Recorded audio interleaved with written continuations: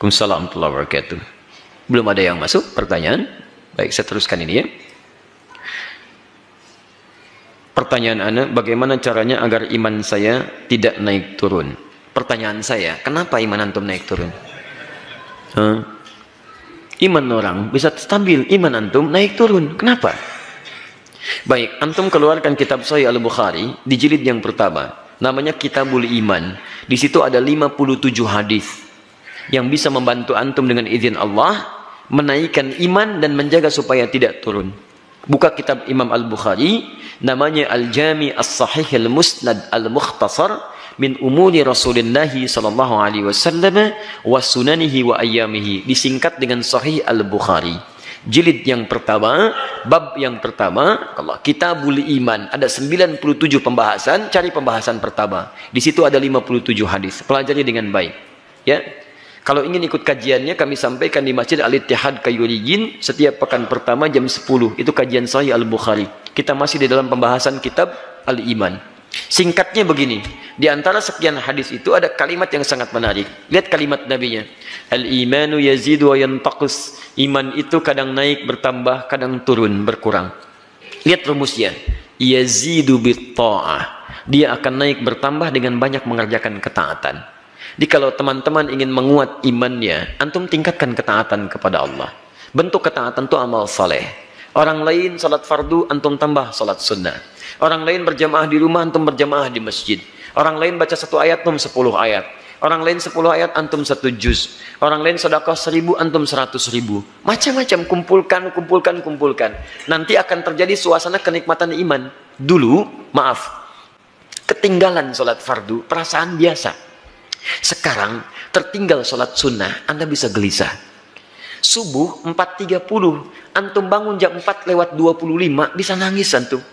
Astagfirullah ya Allah, astagfirullah. Padahal adzan subuh aja belum. Kenapa Pak? Ketinggalan tahajud mah. Ya sudah, besok jangan begitu lagi Pak ya. Insya Allah. Besok pasang aja alarm kita sama-sama. Ya udah mah, pasang dari jam berapa? Jam 2. Masya Allah. Jam 2 tuh, padahal pengen bangunnya jam 3 misalnya. Bisa dipasang. Bahkan 3 kali seperti kalian kita bahas kan. Jam 2:04, 2:30, 2:45. 2:04 matikan alarm untuk yang kedua. 2:02 matikan lagi. Yang ketiga baru merenung. Jam 3 bangun. Alhamdulillah. Siap-siap. Paham ya? Wa yantaqisu bil ma'siyah, dan akan menurun dengan mengerjakan maksiat. Jadi kalau seseorang berbuat maksiat, sadar atau tidak sadar, maaf ya, itu akan mengurangi motivasi imannya, sekaligus akan menurunkan amal solehnya. Jadi kalau Anda sedang menurun amal solehnya, dulu ke masjid, sekarang jarang ke masjid. Maaf ya, dulu tahajud, sekarang jarang tahajud. Coba cek, mungkin ada maksiat yang pernah Anda kerjakan. Urusannya nggak jauh dari urusan dunia. Nggak jauh dari urusan dunia. Biasanya kalau sudah semakin lekat dengan dunia, itu akhiratnya semakin berkurang. Kalau mau bagus, jadikan dunia untuk kepentingan akhirat. Insya Allah Allah akan berkahi kehidupan kita. Ingat ya, ingat ini. Anda mengejar sholat, tidak akan mengurangi rezeki Anda. Rezeki kita itu sudah diatur. Jadi kalau Anda bisa mengerjakan perbuatan yang baik, kenapa pilih yang tidak baik? Tidak akan mengurangi rezeki Anda. Tidak akan mengurangi.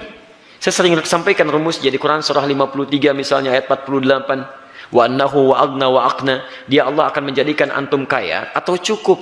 Bahkan di surah Al-Fajr antum hafal ayatnya. Wa ammal insanu idza mabtalahu rabbuhu fa akramahu wa na'amahu fa yaqulu rabbi akraman.